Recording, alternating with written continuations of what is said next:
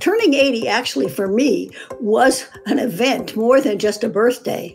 I kind of went into a funk, which is not like me. I'm a very much of an optimist as a person, but it suddenly seemed things were caving in. Meet Katherine Esty of Massachusetts.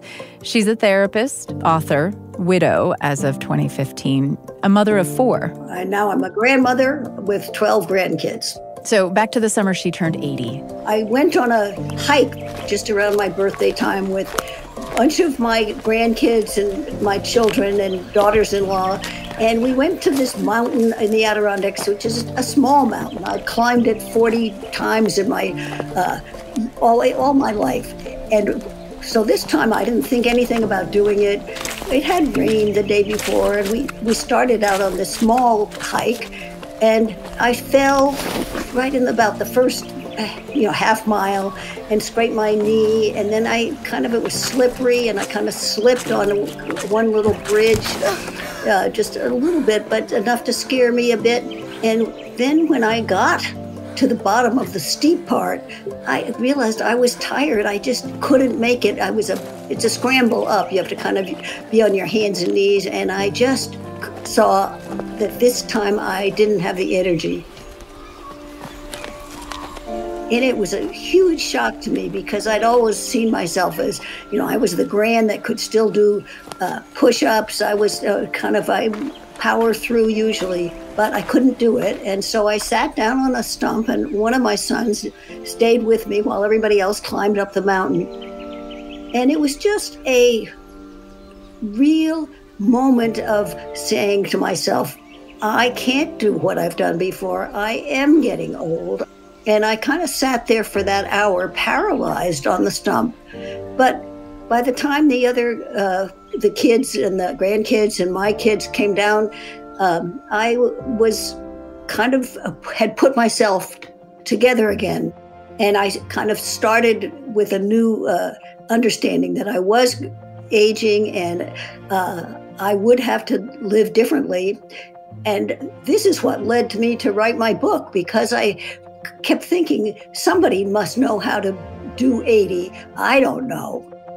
Because I've always been the one that did everything, and I wasn't used to giving up and letting go. So I couldn't quite figure out how I could be me and be old. Katherine Esty's book is called 80-Somethings, a practical guide to letting go, aging well, and finding unexpected happiness.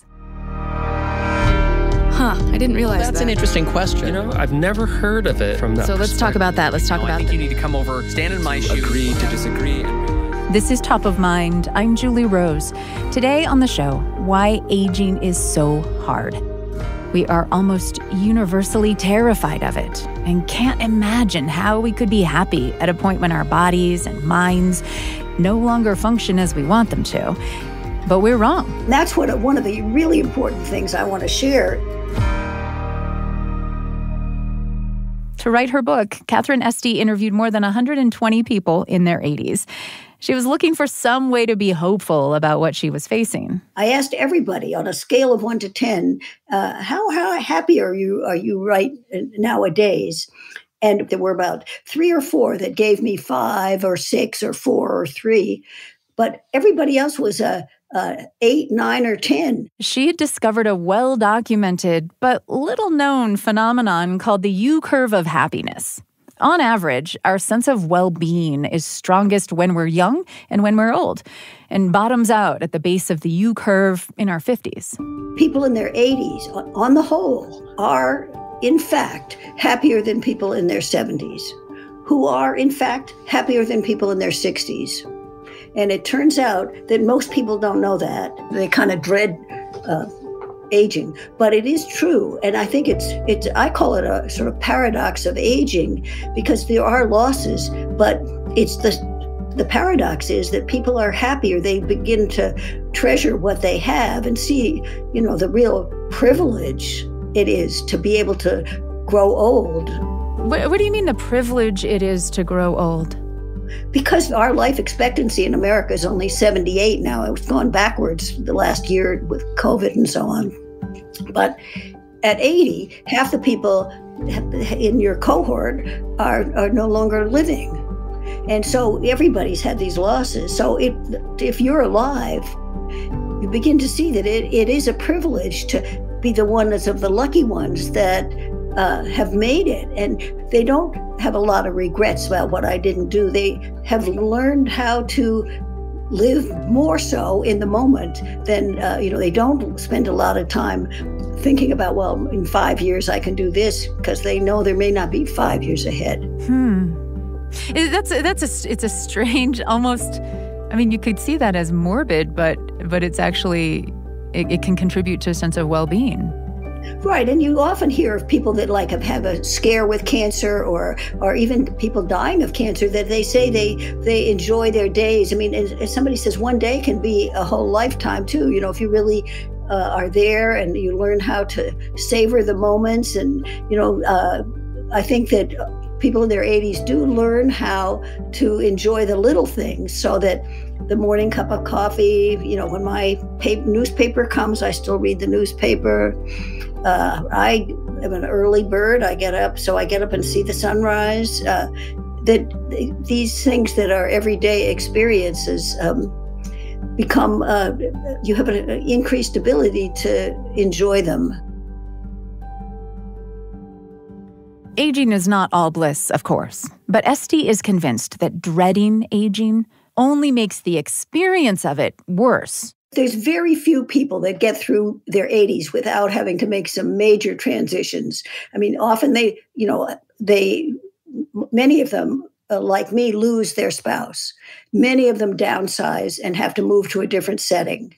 Many of them have some kind of new health issue or problem. But you do have to learn how to let go and adapt. Let go specifically of what? Yeah, I had to let go of my house. I had to let go of my self-image, that I change it. And I had to let go of my whole life of moving to a retirement community. And then I had to let go of my husband, who was failing with, he had kidney failure. And so you have a new life when you're in a new setting, and suddenly you're a widow. You moved to the retirement community, the retirement home where you live, when you were in your 70s. Your late husband was a bit older. How did you feel about that move when it happened initially? Oh, that was depressing. It was I really found it very hard. It took me a couple of years, actually. And how do you feel about it today? Today, I feel extremely lucky. It's a wonderful world. I am enjoying it immensely. I have a dance class, which I love, with this a person that was a ballet person, and I do a Tai Chi class. So I'm doing a lot of exercise, and it's fun, and I get to see people, and I'm also in a lot of, I'm head of the diversity group here, which we kind of having a festival of freedom on Juneteenth. So you get a lot of engagement. I do, and I get a lot of pleasure. We have dinner with Peter, my new love, and I have dinner usually every night with somebody else. So it's really very pleasant. So I think one of the key important guidelines for aging well is to really take control of what parts of your life you have control over, and then accept the ones that you don't. But it's your attitude that I think is so critical. There's some research that shows that if you have a positive view of aging, you're going to live 7.5 years longer than others that have a negative attitude. So attitude is central. Did you talk to anyone, have you met anyone who is aging well, who has this sense of well-being, but is also experiencing serious physical health problems, serious limitations, loss of sight, loss of hearing, incontinence, maybe bedridden, those kinds of things? What's their secret? How do you deal with all of those traumatic losses, a traumatic physical loss, and still remain optimistic? Well, this is one thing younger people don't get. So this is so interesting. They think when they see somebody that, has maybe is losing their sight, and maybe they are also even getting deaf. You hear people say, I would shoot myself if I ever was that way. The fact is, if you are that way, people learn to accept the losses. What makes us happy is not what we think it is. We're way wrong on understanding what makes us happy. We still think it's houses and material things and so on. And it isn't really. It's our attitude. So I would encourage you not to feel so sorry for people that have these losses, but to look to see if they are happy or not. And I would say, again, most people are happy. Of course, they are not glad to lose their eyesight, but I'm having dinner tonight with someone who's losing her eyesight. And she's in a place we have where she's surrounded by people. It's a very kind culture here, and she has friends. The people that I think are thriving and flourishing, they can have some kind of a purpose. And I know one woman who is in a wheelchair here, but her purpose is she has a lot of grandchildren, and she says that's her purpose now. She brings them all together, so they all, even though they live all over the country, so that they come to her on holidays, and she, is connected and spends time with those kids, as I try to do with my grandkids too. Katherine, I know that for your book, you also spoke to the children, some children, adult children of 80-year-olds. What is your advice for children of aging parents who would like to obviously see their parents thrive, but also be safe and be able to maintain, whatever quality of life their parents are hoping for, which often means trying to live, continue living in their home. What's your advice for how children can help their parents age well?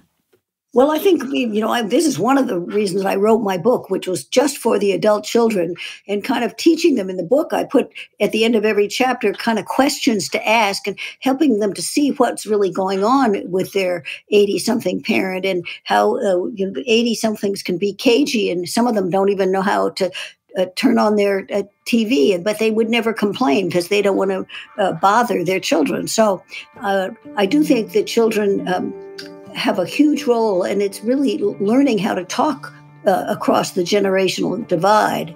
And the adult children need to learn how to talk about difficult subjects like end-of-life issues, that they need to ask their parents what they want. And I think everyone can do a better job in kind of asking what people need and finding out. The adult children can find out, really, are their 80-somethings happy, or what are they worried about? What do they need? What do they need but can't ask for? Do you think that kids are sometimes afraid to really get into that conversation with their older parents because we're so afraid of aging that, it's like, I'm not going to be able to fix whatever it is, and it's bound to be terrible, and I don't want to even broach it.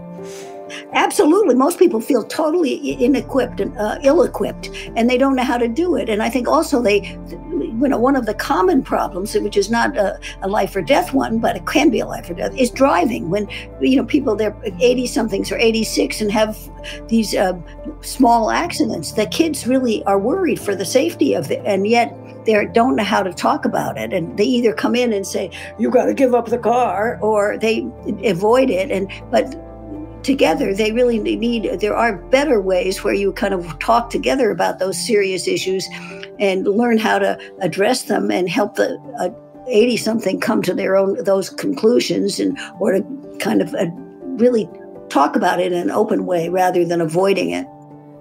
Katherine, thank you so much for talking with me today. It's been really lovely. I really appreciate it. Well, I've had a ball. I have such a strong feeling of being on a mission and wanting to get out the word about how aging has changed, and that being in your 80s for many people is their happiest time in their life, believe it or not. Katherine Esty's book is 80-somethings, a practical guide to letting go, aging well, and finding unexpected happiness. Now, Bill Rodgers had a lot to lose as his body aged. His whole adult identity was built on being strong and fast. In the 1970s, when he was in his 20s, Rodgers was one of the most famous marathon runners in the world.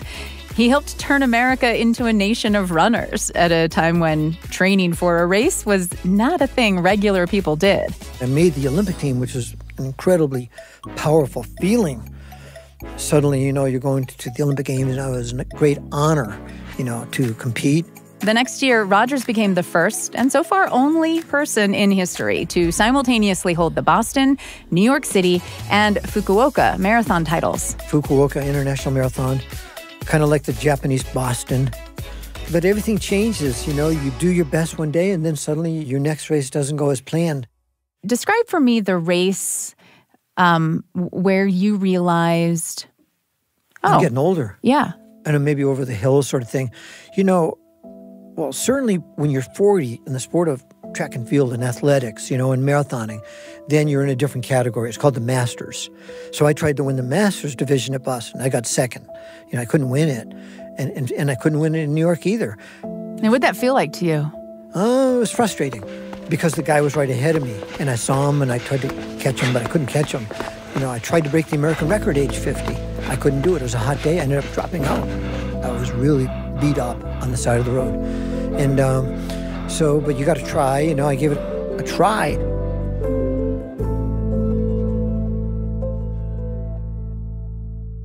Here, Rodgers had spent his entire running career at the top of the leaderboard. As aging ate away at that identity, did he even want to keep running? In the end, it's a benefit to always be active. Always. Why quit? Sometimes I hate running. There's a never-ending love-hate thing, with a sport like that. But dopamine, chemical, goes to our brains. We're meant to move. But like we went out for a run today, and I went out with some friends. We did 4 miles, and then you feel great. And so it's like this it's the fountain of youth. Rodgers kept running after he turned 50, but he stopped doing marathons. They were just too much wear on his body. And the purpose of running changed for him. He was in it for the enjoyment and the health benefits. So it took a special reason to bring him out of retirement at the age of 60 for one last marathon. Yeah, I was wearing my singlet, which had a name of an organization that was trying to get the word out about being tested for prostate cancer and everything. The year that Bill Rodgers turned 60, he was diagnosed with prostate cancer, had surgery for it, and beat the disease. Running the Boston Marathon one more time was his way of celebrating and sticking it to the cancer. I remember, of course, one of the key parts of the Boston Marathon is Wellesley College, right on the course. And the Wellesley College students all come out, and they're going wild. You actually hear a loud roar about a mile away. There's hundreds of students out there and fans, and you just hear this. I went to the other side of the road. I said, this is too much for me. But it's fantastic. And my friend Zeus, he's a character, and he was saying, get out of the way, make way. Bill Rodgers is coming. I was saying, Zeus, be quiet, be quiet. I wanted to come around the bend. The line is, right on Hereford, left on Boylston. That's the finish line, half-mile finish. And coming down there, my legs were going on me a bit 6 miles earlier, but I knew I could finish. I'm not really that beat up, not dehydrated. But it was a great feeling to conquer the Boston Marathon. It's a great feeling. Rodgers is 74 now, still running. He does a lot of shorter races, 5Ks, 10Ks, mostly just as an ambassador for the sport. He has let go of the need to win. And there will probably be more things he'll need to let go of as the years progress. Because his mom lived to be 97. Do you think you want to live to be 97, at least, like your mom? I think it would be fun to try. I don't know. I think everything is, if you're kind of lucky and you can stay active, then you will be lucky. You made your own luck, a lot of it, I have no idea, but I'm 74. It's not that far away. You don't look with any sense of dread at the coming years? No, I don't have any dread at all. No, why? So Bill Rodgers and Katherine Esty both attest to the power of having a positive attitude about aging. But are they also just lucky outliers to still be so mentally sharp and mobile, able to do the things they enjoy? What's the reality of aging for most people in America? This is Top of Mind. I'm Julie Rose.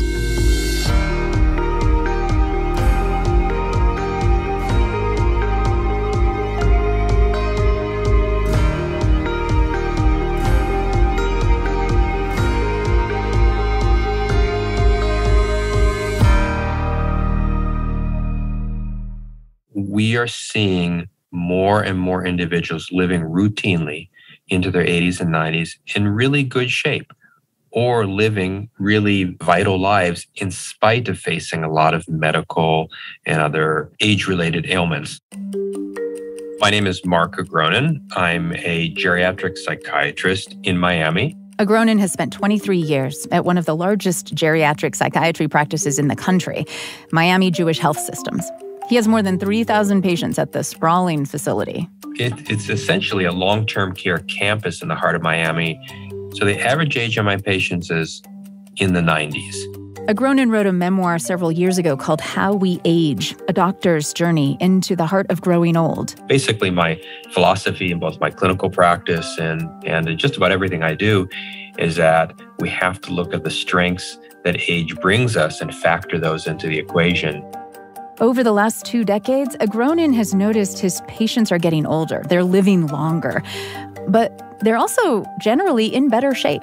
Or they're living with chronic illnesses that in the past they would be a lot more debilitated, but they're just not as debilitated now because of so many advances in medicine today. And so individuals who maybe had a cancer diagnosis years ago, but they're being managed and they're doing well. Now, some amount of decline in physical and cognitive abilities is simply inevitable in your 90s, says Dr. Agronin. But the issue is, does it really make a difference given their lifestyle and what they're doing? And it often doesn't. And that's another big difference, that what individuals choose to do later in life adapt and accommodate to all the age-related changes that they face. And so they can still thrive and enjoy life and do so much. Agronin says that is especially true of his patients living in retirement communities. They don't have to worry about driving and getting out and doing as much because so much is at the site for them. And so that makes a difference. They're surrounded by individuals that don't have the same expectations and demands on them that they might have had when they were younger, that are not so concerned about how sharp or quick your memory is. Social status is not as important. That this accounts for why we know and we see that, contrary to the belief that people get more depressed as they get older, that actually there tends to be more contentment and happiness and life satisfaction as we get older. And lots of large surveys are clear on that the happiest individuals tend to be in their 80s and above. And those happiness survey results are true even with the high prevalence of dementia as people live longer. Unfortunately, by the age of 85, almost 50% of the population may have some degree of Alzheimer's disease, meaning this progressive loss of cognitive skills. In some ways, it's one of the epidemics of our day. But here again, a person's attitude toward the challenges that come with aging makes a difference. Some of the data that's really amazing is that individuals who have a more positive attitude towards late life actually live longer and have lower rates of Alzheimer's disease. That's really startling. And, I would add to the picture, there's been an enormous amount of research into having a sense of purpose. There's something called the MIDAS study, or the Middle Age in the United States study, which has found that you can measure a person's sense of purpose, and the higher the sense of purpose, the lower mortality you see, less cardiovascular events, less stroke. So there really does appear to be a very strong correlation between how you see yourself and being able to do things and having a more positive approach. Describe what a positive attitude toward aging would look like, in a 50 or 60-year-old. How positive do you have to be? How upbeat do you really have to be about all of this? Well, it's a great question, because it's not exactly happiness as we're talking about. It's not that you have to smile and say, yes, I love being older. This will be great. I'll love this. I'll be fine. No, it's not that at all, because we have to acknowledge that everyone faces struggles along the road, and these struggles do tend to become stronger and more complex as we get older in terms of what happens with our body and our brains. That's a given. What we're really getting at is having a sense of hopefulness, a sense of a purpose and what you're doing, what you're going to do, and a sense of self-worth, self-efficacy, that you're able to do this, you're able to adapt and change. The good news is that the older mind tends to do this automatically. I'm sure you see a lot of patients and their families grappling with this question, like, okay, things aren't good here. It looks like they're getting even worse. Like, this is what the future looks like it holds for me. how do I embrace that? Like what is the light at the end of this tunnel? I see so many individuals who come to me in this state or I'm asked to consult with them in this state. And now look, if we're talking about, a terminal cancer diagnosis, there comes to a point where, yes, obviously lives do come to an end. But I think we sometimes do that prematurely when we're dealing with chronic pain, depression, anxiety, wrapped up with other medical issues that still can be addressed in many different ways. And it's really at that point where this is where one's attitude towards aging comes into play. If you look at aging as a disease and you can't find anything good in it at that point, it's easy for someone to say, let the person go. I think instead we have to say, what else can we do? How can we approach this? What are we missing here? What's the value? What's the purpose here? If that's our approach and we're able to see the good in aging, it makes all the difference in terms of what we can do with the person. The most remarkable story is a woman I actually worked with her husband who had Alzheimer's disease before I worked with her. And she came to me a number of years later after he passed on, which is terrible depression related to chronic pain. And Muriel seemed to be at the end of the road. She was actually ended up in the hospital. She was delirious from being on morphine for pain. She'd gotten a pancreatitis from some of her medications. I mean, everything in her body was failing. They were about to put her in a hospice. It really seemed to be the end of the road for her. So the most wonderful thing is her daughter is so devoted to her and decided at this point she was not going to let Muriel go home and just die. She was going to bring her into her household. So here it is, Muriel goes from living alone and dealing with her pain. Now she's in a household with not only a newborn baby there, but her daughter decides to get a rescue dog for her. And this is just something out of a movie. When they bring the rescue dog back and they look, it had a collar on it. The name of the dog just happened to be the name of Muriel's beloved husband who had died a few years ago. This is something that seemed almost miraculous, but just that dog and being able to give to something else, to love something else, to her new granddaughter, her daughter, this dog, it transformed her. And suddenly she had a greater purpose than she had before. She felt this enormous support and love. And this really pulled her back from the brink. And what about the pain? Well, finally, I got her out of this notion that the only way to deal with pain was with a medication or an injection. She had gone from pain doctor to pain doctor. She had had more injections than I think is humanly possible. We brought her into our pain program where the focus is on moving and walking and talking and not on pills and not on injections all over your body. And that combined with being in this household and herself becoming a caregiver to her granddaughter and this dog in the house, that made all the difference and really turned the tide with her to the point where, I didn't see her as often. In fact, I used to call her myself and say, "How are you doing, Muriel? What's going on?" It's amazing. And to this day, she's doing well. And this is a key lesson for the aging process. Sometimes all you have for your patient or all you have for yourself or loved one is hope. And that's all you can tap into, but you have to grab onto that and realize that there is a higher purpose to come to an understanding that there is a true reason, a true purpose why we are here. And it's not just, we're not alone, that, we matter, we make a difference, no matter what we do, just our existence. To me, that's the ultimate hope. And when someone has that cultivated, it's a blessing, it's a strength, and it makes all the difference. Dr. Agornin, you propose in the book creating and embracing rituals that celebrate aging. Can you describe what that would look like?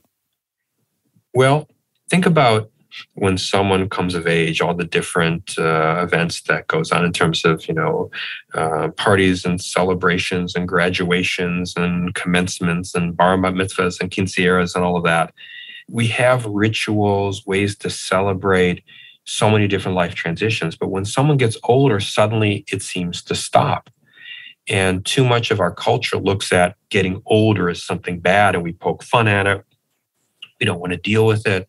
Just imagine, the average experience of someone coming into a nursing home is often a very, hurried affair. I've seen people admitted in the middle of the night. It's crazy sometimes how there's such little regard given to the fact that this is a major transition in their life. And maybe there's a way we can make it more meaningful, almost celebratory, to say, this is now going to be your home. We're here for you. We are your new family. We don't do this. I mean, these rituals largely don't exist. But imagine instead of getting these gag cards about how you're over the hill and you're getting, older and you're losing your marbles and all this, instead, we said, let's celebrate your wisdom now that you turned 50 or 60 or 80 or 90. Let's talk about what you've accomplished and what you represent to us, what you mean to us. This would make all the difference. Dr. Agronin, thank you so much for your time today. I really appreciate it. My pleasure. Thank you so much. Mark Agronin is a geriatric psychiatrist at Miami Jewish Health. His latest book is The End of Old Age: Living a Longer, More Purposeful Life.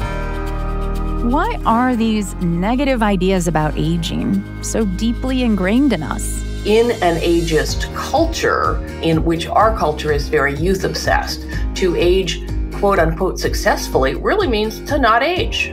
If we were less ageist, the experience of getting older would be better for all of us. So where do we start? I'm Julie Rose. This is Top of Mind.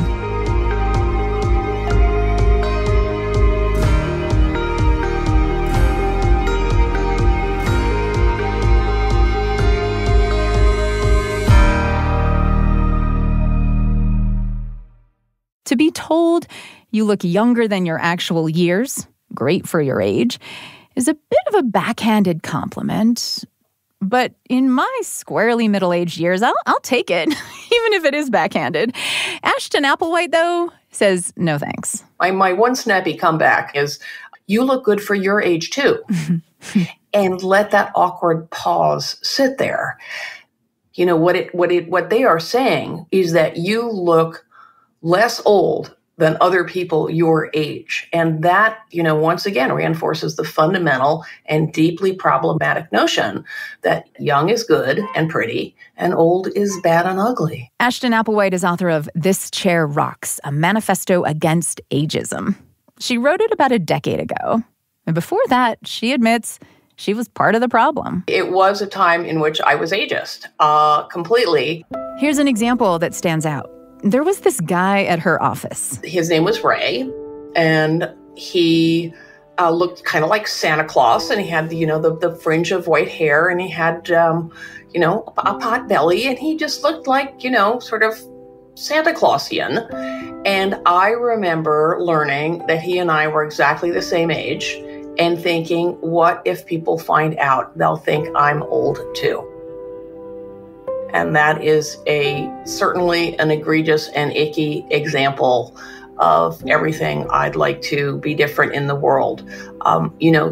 Starting with the very basic assumption that there's something bad about being old, but also way more problematic, this wanting to distance myself from someone and feeling, not wanting to be tainted is an awful word, but I think it's appropriate since I'm applying it to myself, by association with him. You say that was an icky example, but would you say that's probably not that uncommon for people as they age to kind of look around? And I'll admit that occasionally I'll see someone on television, an actress, and I'll think, wow, she looks kind of old. And I'll look her up and I'm like, she's younger than me. What does that mean about how people see me? Well, welcome to being human. And thank you for telling a personal story on yourself as well. Of course, it's common. It is ubiquitous. I'm about to turn 70. This is what 69.9 looks like on me. It looks different on someone else. And the whole idea, that there is one way to look as we age is, of course, impossible and inaccurate. But in an ageist culture, to age, quote unquote, successfully really means to not age, right? Is this a particularly American thing? I think it's especially acute in America or driven by forces that are particularly strong in America. You hit the nail on one of them, which is Hollywood. And another factor, capitalism is everywhere, but I would say America is a hyper-capitalist society. No one makes money off satisfaction. And if we can become persuaded that some aspect of how we look is a huge problem, then we can be persuaded to spend, vast amount of effort and hopefully money, to fix this thing. And, if we could agree that wrinkles are a gorgeous map of time on your face, the way we look at an old piece of pottery or piece of furniture and we think that the cracks in the glaze or whatever are what make it beautiful. These are choices we make. No one says we have to think a certain way. These are socially constructed ideas, which means we make them up and we can unmake them, and they serve a social and economic purpose. And the purpose of them from a capitalist point of view is to convince us that these are problems that we should spend money trying to fix. Applewhite says our cultural obsession with youth has also been driven by urbanization and industrialization. As jobs moved into the big cities and younger people moved to the cities to follow those jobs over the last century, we as a society became increasingly segregated by age. Nursing homes sprang up to care for people without family nearby. Meanwhile, we've all leaned into this age segregation, gravitating toward retirement communities for the 50 and older set, condos for young professionals. Whole neighborhoods have been built just for young families.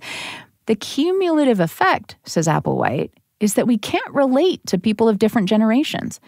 And those broad labels we use, boomer, Gen X, millennial, do not help. One problem with them is that they foster stereotyping, of course. And how could anything possibly be true of millions of people born around the same time? Class in particular, and race, and gender, and ethnicity all play a far bigger role in shaping what we're interested in. But the minute you have these, boomers are greedy, millennials are lazy, all this stuff about how disloyal they were because they changed jobs a lot. When people my age were in their 20s, we changed jobs a lot too, because that's what you do when you're trying to find your way in the work world. It's a function of the age you are, not when you were born. And when we label people, it becomes easier to stereotype them and to exaggerate what they have in common and to pit them against each other. So I would really like all generational labels to disappear. And it's not just those labels, she says. Think about how you use the words old and young. I hear people say, I don't feel old. And what they really mean is I don't feel invisible. I don't feel ugly. I don't feel sexless or incompetent. And I don't know about you, but I felt all those things more acutely when I was a teenager than I have ever felt since. It's almost always, when you stop to think about it, not about age. So try to use the word that describes how you were actually feeling or what you actually encountered instead of defaulting, as we all do, no judgment, to blaming age. You're too old for that. I'm too young for that. What do you actually mean? You might be too smart for that. You might be too lazy for that. But it's never about age, because someone else the same age might go do it 100 times or might not consider ever doing that. It's a function of who they are, not how old they happen to be. How has this pervasive belief that aging is scary, that younger is better than older, how has that affected the experience of aging in America? It's totally corrupted it and tainted it. Every time we forget something when we're older and we blame it on age, rather than, on being tired, or whatever's going on in our lives. If we simply default to age, we create these self-reinforcing stereotypes that have all sorts of bad ramifications. We don't talk to the doctor. We don't say, speak up, please, if we can't hear, that reinforce behaviors that do make our lives smaller and do make us less likely to seek medical care, to be assertive about what we want. It's a whole chain of behaviors that relate to the assumption that everything's falling apart because you're older. Ashton Applewhite is an activist and author of This Chair Rocks, a manifesto against ageism. You know, old age is a pretty unusual thing in the animal world. Among mammals, only humans and a few species of whales have grandparents in their midst. Usually, animals reach reproductive age early in life and die pretty soon after that. But humans live long past peak fertility. Something called the grandmother hypothesis suggests that older females in particular were critical to the survival of early humans by helping care for the young so mothers could have more children. Somewhere along the line, though, we started seeing old age as a burden instead of a blessing. By segregating ages, we really, really deprive young people of realizing how you can grow old with grace, how you can grow old and be engaged, how you can grow older and discover new things in your life. This is Donna Butts. I'm the executive director of Generations United. Generations United is a nonprofit that researches and promotes intergenerational policies. And it was a simple program pairing older adults with teenagers that really lit a fire for this issue in Butts. I did my first intergenerational program over 40 years ago when I was the teen director at the Salem, Oregon YWCA. And one of the programs that I inherited, I was probably about 22 years old, was a program that took high school sociology students to visit low-income, isolated seniors who were still living in their own homes. And what I saw was how incredibly powerful they were. You know, we had older adults that never got out of bed except the day that their student was coming, and students that skipped school except for the day that they needed to go visit their older friend. It gave both of them purpose, a reason to show up, a reason to be there.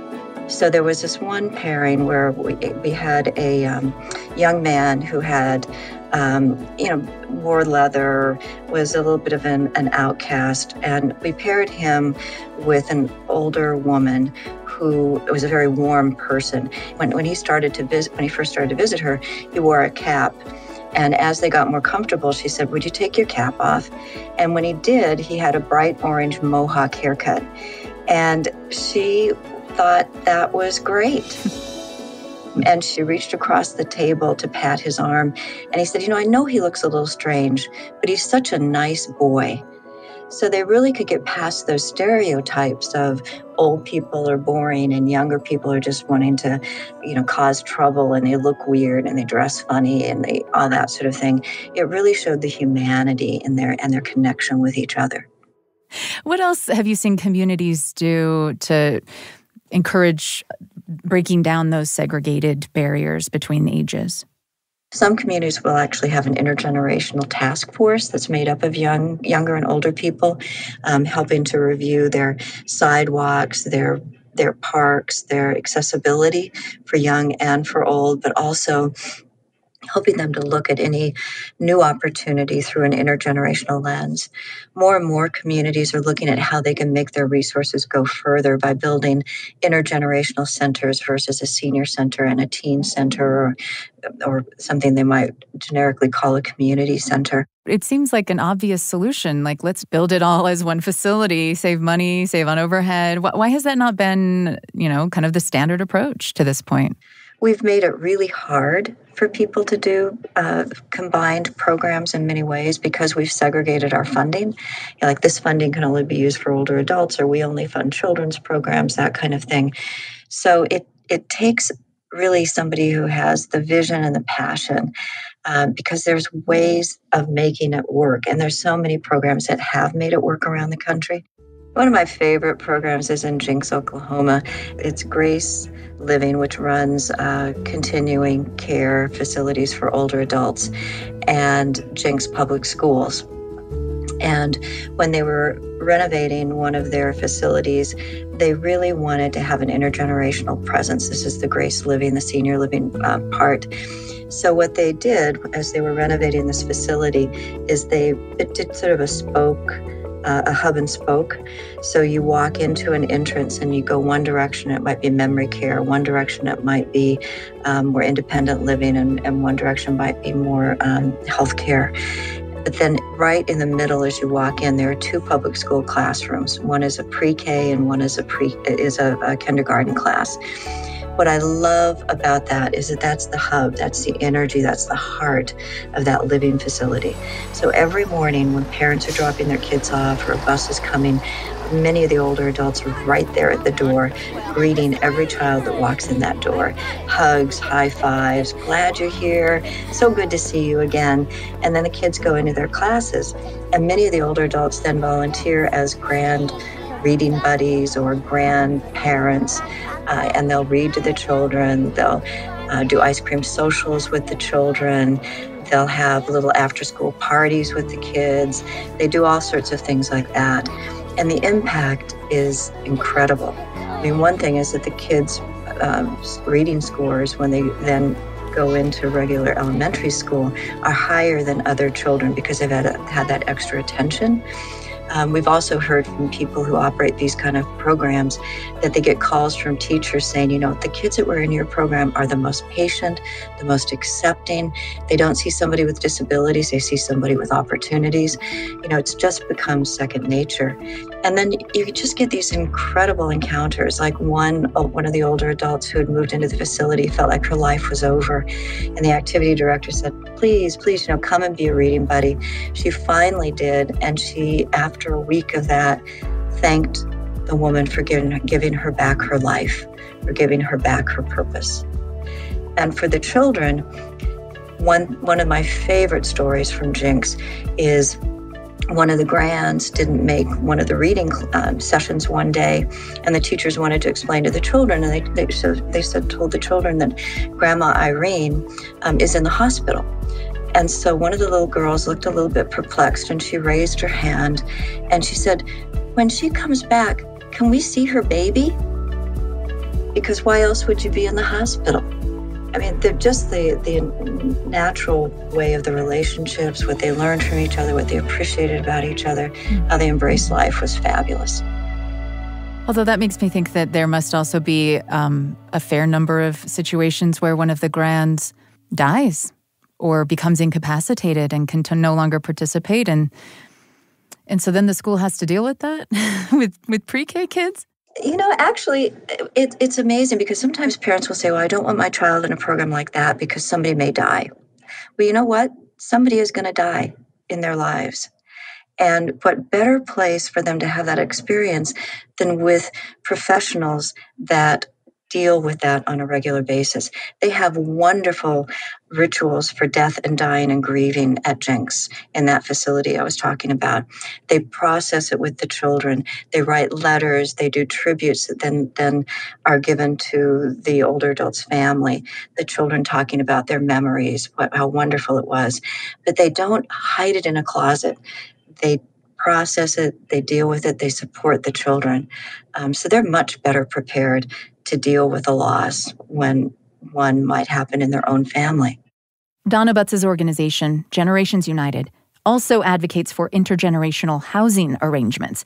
There's one in Portland she likes to highlight. It's for foster and adoptive families, and then older adults. So there might be apartments or smaller housing for the older adults, and then homes for the foster and adoptive families. And they're all integrated into this community.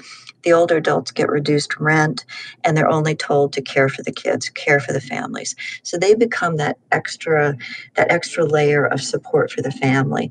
If somebody needs to be picked up after school, if somebody needs help with their lessons, if somebody needs dinner started before they can get home from work, they're the ones that are there to support each other. And if the older adults need support as they age, the families are there to support them.